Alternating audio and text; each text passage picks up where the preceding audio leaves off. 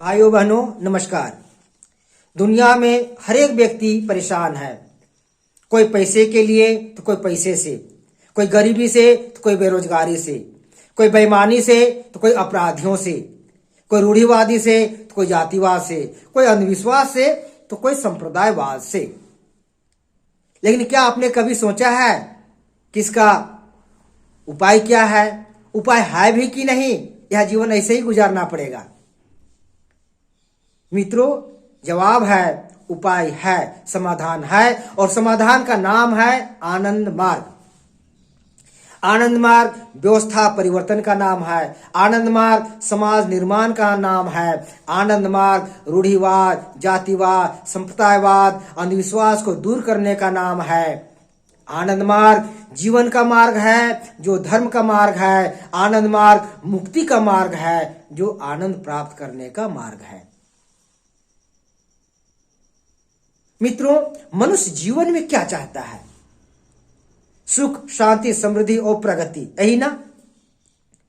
लेकिन कुव्यवस्था के कारण, गरीबी बेरोजगारी कारण, बेईमानी के कारण, राजनीति में खामियां होने के कारण, किसानों की बदहाली के कारण, रूढ़िवाद, अंधविश्वास, जातिवाद, संप्रदायवाद के कारण सुख, शांति, समृद्धि की इच्छा सपना बन के रह जाता है।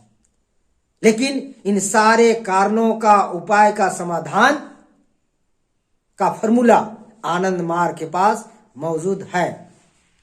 मित्रों, सिर्फ ऊपरी ज्ञान से अंधविश्वास, रूढ़िवाद, संप्रदायवाद, जातिवाद नहीं मिट सकता, बल्कि उल्टा बढ़ेगा। ये सारे वाद मिटेगा सिर्फ और सिर्फ ब्रह्म साधना से, ब्रह्म ज्ञान से।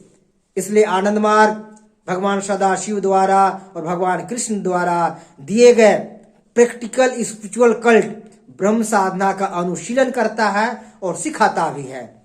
इससे व्यक्ति को आत्मानुभूति तो होगी ही, स्वतः ही संप्रदायवाद, जातिवाद, रूढ़िवाद, अंधविश्वास, मजहबवाद समाप्त हो जाएगा।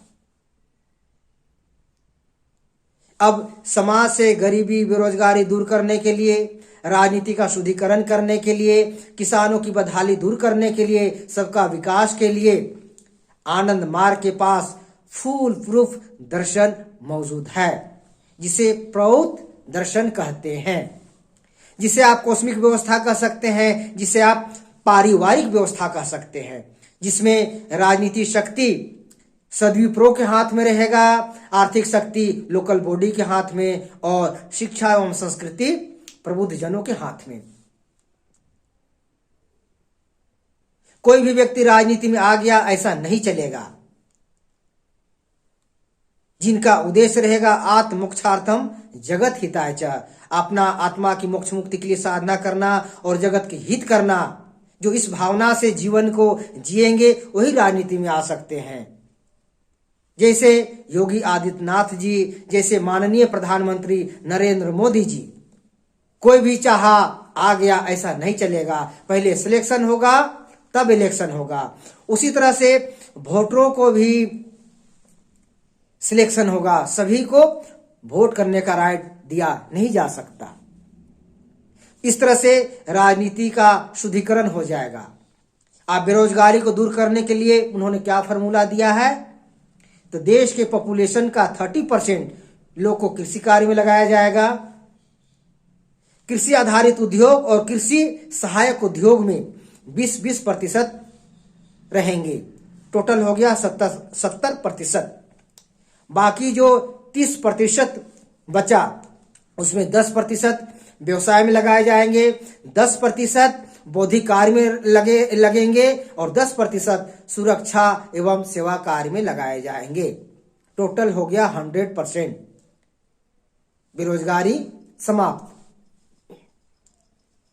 क्योंकि पूंजीपति व्यवस्था से गरीबी और बेरोजगारी ही पैदा होता है, इसलिए प्रौत व्यवस्था में पूंजीपति व्यवस्था का कोई ऑप्शन नहीं है। उसके स्थान पर कोऑपरेटिव व्यवस्था दिया गया है।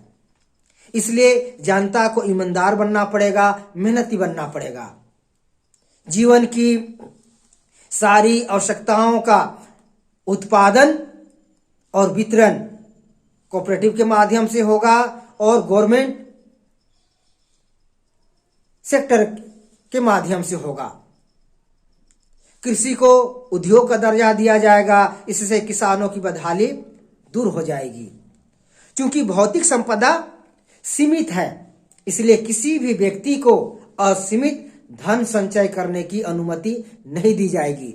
अमीरी रेखा निर्धारित होगी, इससे स्वतः ही गरीबी मिट जाएगी।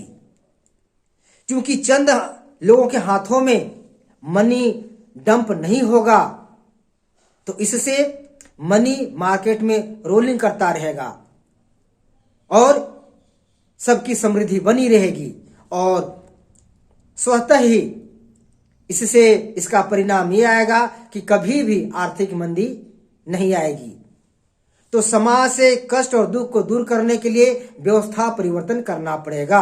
बिना व्यवस्था परिवर्तन के समाज के कष्ट दुख को दूर नहीं किया जा सकता है, भगवान भी नहीं कर सकते हैं। इसलिए भगवान चुपके से आकर नई व्यवस्था देकर छूमंतर हो गए। और मजे की बात देखिए, वो गाना भी दे गए, दुनिया वालों ताकते रहो, हम तो नजरों को नजराना दिए गए, हम तो नजरों को नजराना दिए गए, दुनिया वालों ताकते रहो।